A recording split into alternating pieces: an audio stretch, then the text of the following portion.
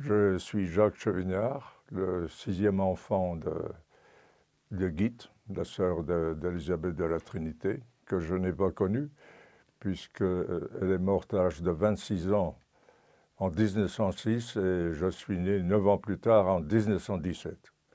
Mais enfin, j'ai beaucoup entendu parler d'elle, pas tellement par notre mère d'ailleurs, mais en allant au Carmel par la suite pour voir notre sœur, en allant au cimetière où on trouvait sa tombe, avec beaucoup d'ex-voto dessus, où les gens demandaient ou des prières ou des grâces, etc. Notre tante Élisabeth, nous l'avons surtout connue par les livres, par les ouvrages. Très étonné d'ailleurs de voir que nous devenions des gens importants grâce à elle. Je me souviens quand on a édité ses œuvres complètes, par exemple, avec le cardinal de Courtrai, on était à l'honneur alors que nous ne le méritions pas. Ce n'est pas de notre faute si nous sommes ses neveux. Et j'ai eu le même sentiment à Rome, parce que j'avais été invité par la curie à un dîner, où il y avait donc, j'étais à la table du père prieur des dominicains et des jésuites. J'étais bien placé, et qui m'ont posé exactement cette question, dit quel effet ça vous fait? Je dis, j'en suis très heureux, mais je ne me sens nullement responsable de ce qui est arrivé. C'est probablement une bénédiction. Enfin, je n'ai rien fait pour ça. Voilà. Il faut que je parle de ma tante, que je n'ai pas connue. Je suis François Chevignard, le dernier fils et enfant de Guite, né peu de temps, quelques mois avant la mort de son père. C'est-à-dire que les souvenirs de la famille en bas âge, j'en ai pas tellement, en dehors des visites au cimetière, des saluts au Carmel. On n'allait jamais à la messe au Carmel, mais on allait toujours au salut, le dimanche après-midi. Jacques disait tout à l'heure les ex-voto qu'on trouvait sur la tombe, puisqu'au fond, elle occupait à elle seule presque le quart de la plateforme des carmélites. Mais moi, je me souviens, ce qui me frappait, ça me frappait beaucoup, c'était des ex-voto qui étaient écrits sur des petits morceaux de bois plats, des morceaux de cagettes, de fruits, de légumes, des choses comme ça. C'était écrit au crayon, merci, etc.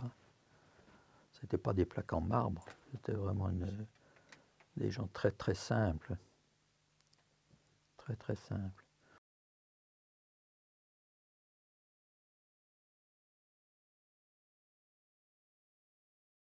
Quant à notre mère, c'était vraiment on s'en est rendu compte beaucoup plus tard, c'était la femme parfaite, très douce, pas autoritaire, elle agissait par amour, si je puis dire.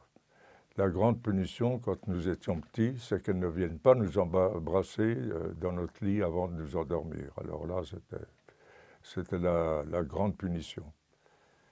Notre père, au contraire, lui, c'était le mari de Guite, donc c'était le pater familias sévère. Avec 9 enfants, il ne pouvait guère faire autrement, je pense. Oh, ben, tout le monde était en admiration devant elle. Ah oui, ça, j'ai jamais entendu une phrase désobligeante, jamais, jamais, où elle aurait pu se débrouiller autrement, elle aurait pu se remarier, elle aurait pu... Non, ça n'a jamais été envisagé par personne, je crois. Parce que je pense pas qu'elle avait une vie spirituelle comme ça avec sa sœur. J'aurais jamais vu ça, ni avec mon frère, ni avec une sœur. Avec quand même c'est extraordinaire, ces lettres spirituelles qu'elles s'écrivaient l'une à l'autre. Bah, ça m'a ouvert beaucoup d'horizons. Et puis alors des petits souvenirs tout à fait anecdotiques, de toujours rentrer à la maison à la tombée de la nuit en hiver et trouver ma mère en disant son chapelet, quoi. Ça c'était classique. Je la retrouvais toujours dans son fauteuil et avec le chapelet à la main. À côté de la statue Janua Celi, est porté par un petit guéridon qui portait également la croix de Sœur Élisabeth de la Trinité. avec lequel je jouais très irrespectueusement parce que je trouvais que c'était un marteau excellent.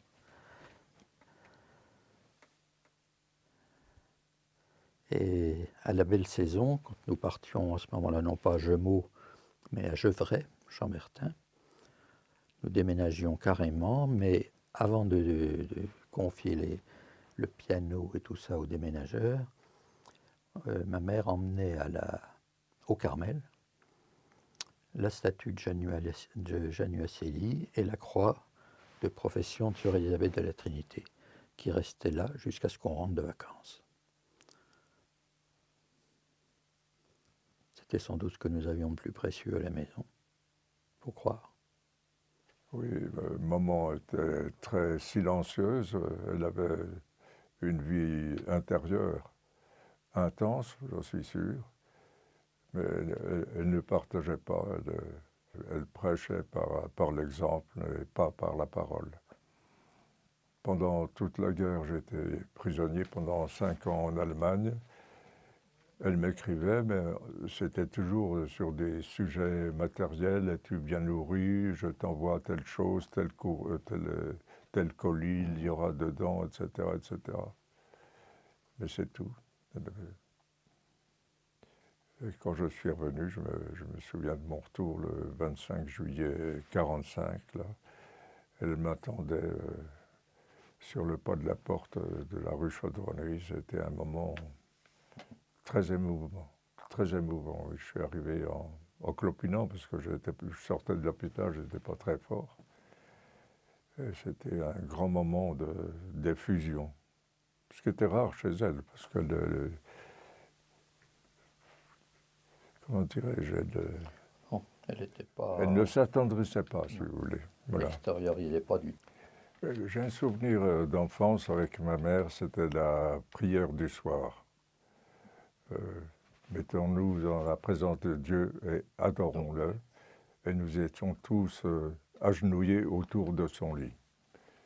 Ça nous paraissait absolument normal parce que notre mère ne prêchait jamais ni la religion, elle prêchait par l'exemple. Comme je disais tout à l'heure, elle ne nous incitait à quelque chose, il fallait que ça vienne de nous-mêmes. Et puis aussi, elle avait une foi absolument incroyable. Elle était veuve à 42 ans et ruinée quelques années plus tard quand la banque de mon père a fait faillite. Et nous avions des moyens extrêmement réduits. Elle aussi, elle avait foi dans la vie, elle dit « Mon Dieu, vous me les avez donnés, aidez-moi ». Et je me souviens, une ou deux fois, le lendemain, elle trouvait dans la boîte aux lettres un billet de 50, de 500 francs, enfin une somme assez considérable. On pense, on croit savoir qui l'a fait, mais on n'en est pas sûr. C'est quelqu'un qui faisait ça très... Et c'est arrivé plusieurs fois, et aussi pour la maison, parce qu'il fallait payer les loyers, nous n'avions plus les moyens. Un ami de la famille a racheté la maison pour que nous puissions y habiter sans loyer. Ça aussi. Mais la foi de ma mère n'a jamais eu, enfin, j'en sais rien, d'inquiétude. Elle avait une foi absolument inouïe puisqu'elle avait ses enfants, qu'elle avait fait ce qu'il fallait, c'était donc normal qu'elle s'en tire. Maman, Guite, avait la foi dans la providence. Les choses matérielles ne l'intéressaient pas tellement. Et je me souviens, quand j'ai commencé à gagner ma vie après-guerre, je lui faisais parvenir 50 francs par mois. Je gagnais à l'époque 500 francs, c'était 10%. Parce que je savais qu'il n'y avait pas de raison que seules mes sœurs s'occupent d'elle, s'occupent de la maison. Et quand elle est morte, on m'a rendu une enveloppe dans laquelle il y avait tout ce que je lui avais donné. Elle l'avait mis pour Jacques.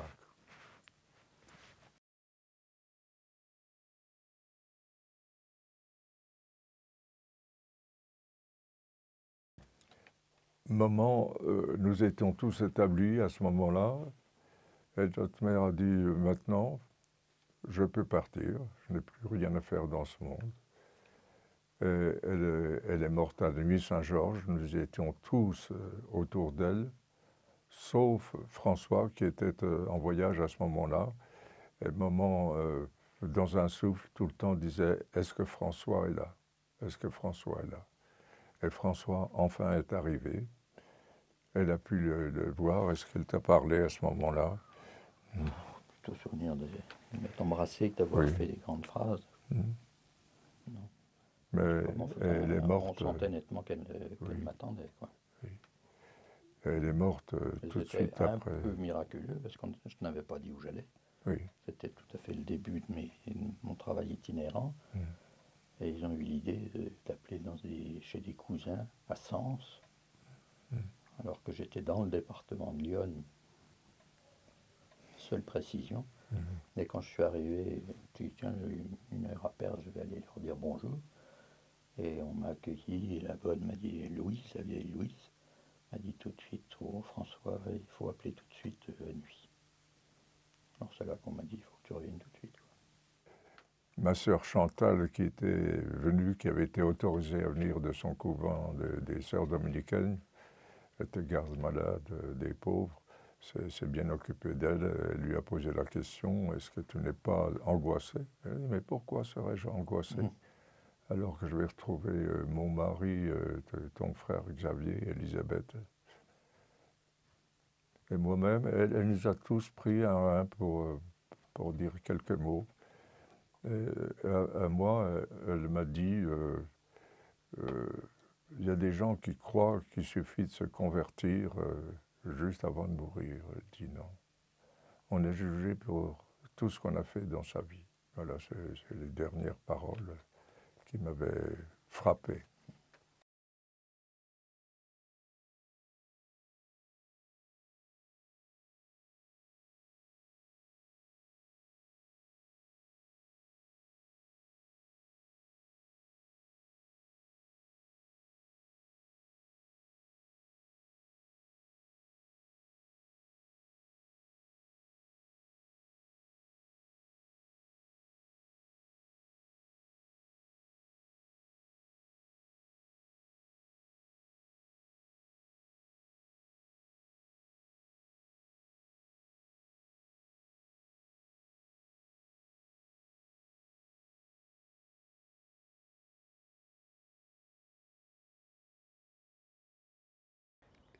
Thérèse de Lisieux et Élisabeth de la Trinité sont plus ou moins contemporaines. Dans les années 50, un célèbre théologien catholique, Hans Urs von Balthasar, consacra à chacune un essai théologique. Plus tard, il les unifia en un texte très beau, intitulé « Sœurs dans l'esprit ». Dans ce texte, il dit que les deux carmélites représentent deux hémisphères qui, unis ensemble, donnent le sens de la totalité et de la beauté de la mystique carmélitaine. Si cela est vrai, il est un peu étonnant que Thérèse de Lisieux ait eu une trajectoire ecclésiale qui fut, humainement parlant, un succès renversant, aussi bien en devenant la sainte la plus aimée de la terre qu'en étant reconnue docteur de l'Église, alors qu'Élisabeth semble, toujours humainement, marquer le pas. Les procès canoniques ont été difficiles, et elle est encore arrêtée ainsi. Elle est simplement bien heureuse. Qu'on aborde Élisabeth sous l'angle de sa manière de lire l'Écriture, de vivre la virginité, c'est-à-dire la consécration à Dieu, que ce soit le thème de l'intimité avec Dieu, de la communion, de l'union en Dieu, elle a vécu dans une extraordinaire plénitude. C'est sans aucun doute son charisme, celui d'une concentration à l'extrême, celui d'un chemin d'intériorité au plus profond de son âme pour être entièrement et toujours d'une manière constante unie à Dieu. On peut aborder n'importe quel mot propre à la tradition chrétienne et évangélique. Élisabeth est toujours en résonance, en entière résonance. Il y a chez elle une plénitude qui est absolument éblouissante. Voilà, je crois qu'Élisabeth de la Trinité est là. Dans le dessein de Dieu, elle attend l'Église, pour ainsi dire, juste à ce passage au 3e millénaire, dans lequel le problème, certainement le plus grave, sera celui du visage du Dieu chrétien. Toute la problématique du dialogue interreligieux pose la question du Dieu Trinité. Et je me réfère à une question fondamentale pour Élisabeth. Le pape, dans son document le plus récent sur l'Église en Europe, dit que pour comprendre vraiment l'Europe et les origines chrétiennes de l'Europe, il faut retourner au dogme de la Trinité, c'est-à-dire à cette conception de Dieu un et trine, qui a introduit dans le monde, dans la culture humaine, le concept de personne, le concept d'unité et de diversité, la réconciliation entre unité et diversité. Ce qui fait que certaines paroles, comme fils, obéissance, reconnaissance, dépendance, qui ensuite marquent l'histoire humaine, sont devenues divines. Que l'on puisse obéir, dépendre, appartenir, être fils, et tout cela dans la plénitude de la dignité, de l'égale dignité. Toutes ces vérités, toutes ces choses extrêmement belles qui ensuite auront fécondé la culture, le vivre ensemble humain, la capacité de vivre des rapports entre les hommes, entre les nations, toutes ces choses dépendent de la Trinité. Alors quelqu'un peut dire « mais cette vision de la Trinité est trop lointaine, trop détachée de la réalité ». En fait, Élisabeth aimait dire que dans la Trinité, elle donnait rendez-vous à tous les êtres humains, elle donnait rendez-vous à toutes les choses, à tous les événements, comme si tout s'écoulait, tout se réveillait et trouvait sens à travers la Trinité. Élisabeth a vraiment dû vivre son idéal d'abord dans le monde. Sa maman s'opposait farouchement à sa vocation précoce d'entrer au Carmel. Et donc Élisabeth a fini par accepter la volonté concrète, ne pas rêver d'un avenir, d'un lieu ailleurs ou de ce temps, différent de ce temps et de ce lieu où on vit, pas une sainteté là et demain, mais une sainteté ici et aujourd'hui. Elle a accepté de renoncer à ce désir du Carmel si c'était la volonté de Dieu. Et c'est là que se montre vraiment la sainteté de la jeune Élisabeth à 17 ans. Et en même temps, on voit qu'elle intériorise sa contemplation non plus là et demain dans le couvent, mais dans le ciel de son âme, dans la cellule de son cœur. Elle intériorise sa contemplation et elle la vit, elle la sécularise dans un certain sens, entre guillemets, en vivant cette intériorité, cette contemplation en plein monde, en voyageant, en dansant, en faisant de la musique, en aidant dans la paroisse avec ses amis, etc. Et en concentrant toute sa spiritualité sur l'essentiel, sur la volonté de Dieu, sur la présence de Dieu dans son cœur, sur le message de l'Évangile. C'est donc très important parce qu'Élisabeth est vraiment un exemple d'une sainte laïque.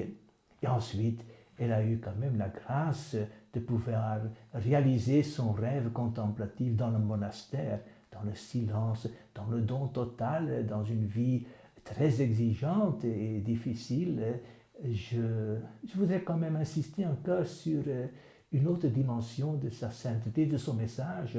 C'est une sainte malade, on l'oublie, mais à 24 ans, elle sait qu'elle va mourir, 2 ans qu'elle va vers une mort quand même atroce. Elle a beaucoup souffert. C'était une maladie d'Addison, à ce moment-là inguérissable. Et Élisabeth a conçu ce dernier rêve de vivre cette maladie en union avec le Christ crucifié et pour les âmes, pour l'Église.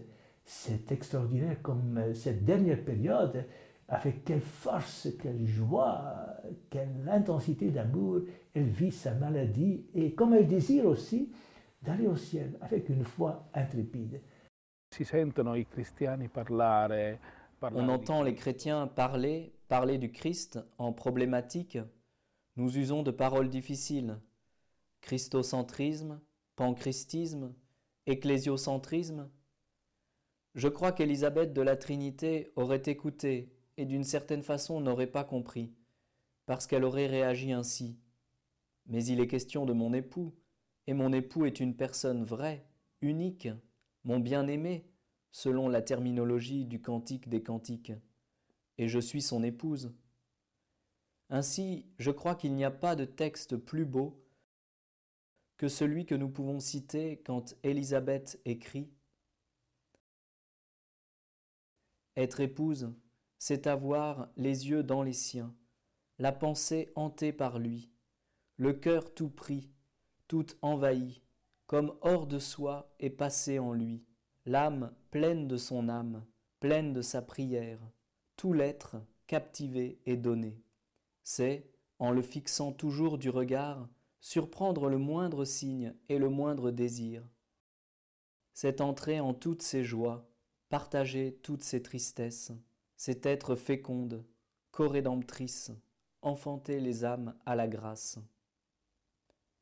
Voilà, quand quelqu'un perçoit le christianisme à ce niveau très élevé, mystique, où le problème est une personne, la personne de Jésus est ma personne, la personne de l'âme croyante, entrée dans une relation sponsale, alors il comprend peut-être la déclaration la plus élevée que le Concile Vatican II ait prononcée, quand il dit que la raison la plus élevée de la dignité de l'homme consiste dans le fait qu'il est appelé à la communion avec Dieu, que Dieu s'en occupe quasiment depuis ses entrailles, depuis l'origine, dans ses entrailles d'amour, qu'il en a pris soin pour le destiner à ce dialogue, qu'il le maintient dans l'existence, continuant à le tirer de ses entrailles d'amour pour pouvoir communiquer avec lui, et que l'homme, le sens de la vie humaine, de toute vie humaine, est cette union vitale avec Dieu. Je pense qu'Élisabeth ne pouvait pas, pour ainsi dire, douter parce qu'elle avait trop expérimenté la présence d'un Dieu vivant en elle. Du reste, quand elle va venir, les dernières paroles intelligibles qu'on a comprises de sa bouche, c'était « je vais vers la lumière, vers l'amour, vers la vie ». Dieu est lumière qui rayonne dans son Christ. Et Dieu est amour. Pour Élisabeth, ce Dieu, il m'a aimé, voilà, ce Dieu qui nous a trop aimés, pour ainsi dire, comme elle dit, elle le souligne tellement. Pour elle, cette conviction d'un Dieu d'amour fidèle va au-delà de tout. Dieu ne nous aime pas seulement pour 20 ans, pour 30 ans, pour 60 ans, pour 110 ans, si vous voulez, mais il nous aime pour toute l'éternité. Après une vie d'amour, il ne va pas nous jeter à la poubelle et dire « voilà, maintenant c'est assez, vous disparaissez dans le néant ». Non, on vivra toujours. Du reste, c'était le dernier mot d'Élisabeth, « je vais à la vie ».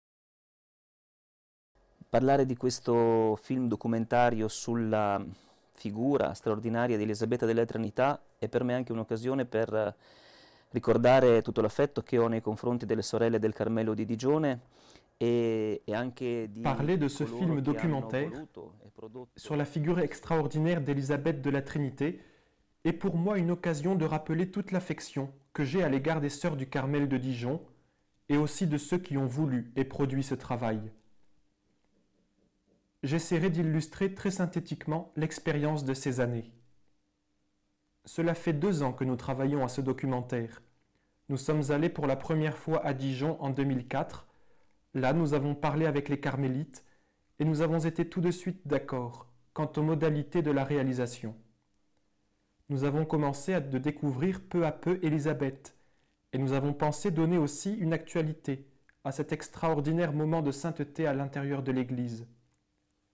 En particulier, l'idée a été de s'adresser à un public qui ne soit pas immédiatement intéressé par la figure religieuse d'Élisabeth, mais qui puisse s'intéresser à sa dimension laïque, ou mieux encore, à la dimension ouverte à toutes les formes de vie, chrétiennes ou non, donc adressée à tous.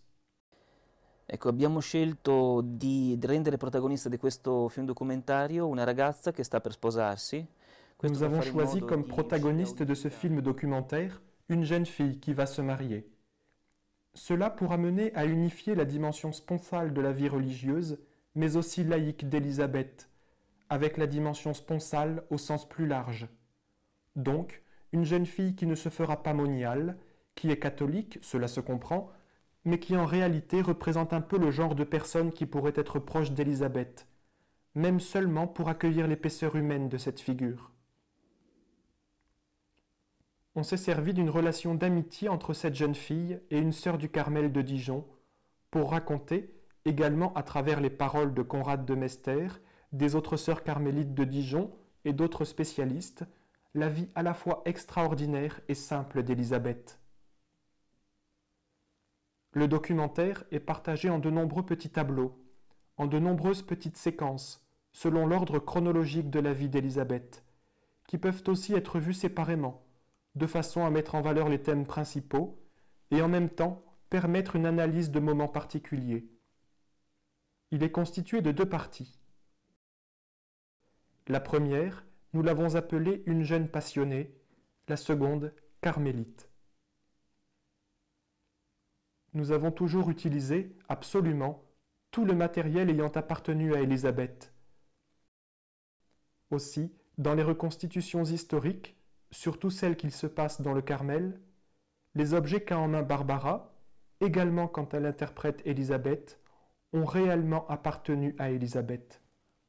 Cela pour créer aussi, au moment du tournage, une sorte de plus grande communion avec la figure d'Élisabeth elle-même. Le travail est devenu assez long, mais c'est une conséquence du but que nous nous étions fixé d'avance. Le raccourcir aurait signifié le dévaloriser, ne pas affronter certains thèmes principaux de sa vie, en particulier le moment de la vocation, la relation avec sa mère, la relation avec Jésus depuis l'âge le plus tendre, précisément une dimension déjà sponsale. Et puis encore, la relation avec ses sœurs du Carmel, et en particulier la découverte de l'inhabitation de la Trinité, également au sens théorique, à travers saint Paul et saint Jean de la Croix. Et finalement, le moment de la mort, affronté avec cette extraordinaire capacité de maintenir vivants tous les liens qu'Élisabeth avait avant d'entrer au Carmel, avec ses amis, avec sa mère. Le don d'elle-même, constant et total, à Dieu et aux relations d'amitié, de fraternité. C'est un aspect qui devait apparaître dans le documentaire. Et je crois qu'à la fin, tous ces éléments ont eu le relief nécessaire. Ecco, si è fatto dal punto di vista tecnico un forte uso delle fotografie, ma sempre cercando di rendere il movimento, cercando di andare a trovare nel punto fotografico Au point de vue technique, il a été fait un usage considérable des photographies, cherchant à trouver avec le mouvement de la caméra l'élément le plus caractéristique de chacune. Je crois que cela permettra de recueillir une impression générale d'Élisabeth, qui a un trousseau photographique très ample, ce qui permet une étude approfondie, en particulier du visage. Extraordinaire, la vitalité qui sort de ses yeux. Durant tout le travail du montage et aussi de la construction du mouvement interne de la photographie, l'idée que j'avais constamment en tête était celle que les yeux sont la lampe du cœur. Cela me rappelait un peu ce passage de l'Évangile où Jésus dit que des yeux sort tout ce qu'il y a à l'intérieur de nous. Et en Élisabeth, cela est inexplicablement vrai. Je pense que quand la limpidité extraordinaire de son âme se manifestait, Dans ses yeux se lisait constamment tout ce qu'elle éprouvait à l'intérieur. Et ce qui me guide vers cette interprétation d'Élisabeth trouve confirmation dans une des photographies qu'elle fait faire avant d'entrer au couvent. Ces photographies qu'on laissait pour tous ceux qui ne pourraient plus la revoir, pour laquelle elle disait « Pendant qu'on faisait cette photographie, je pensais à mon aimé, c'est-à-dire à Jésus.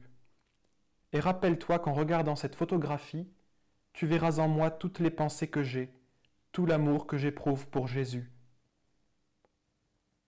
De cette exploration photographique est ressorti très clairement, au moins pour moi, le sentiment que son regard, en quelque point qu'il fixe son attention, est toujours tourné vers l'autre, c'est-à-dire vers Jésus, qui est derrière toute chose.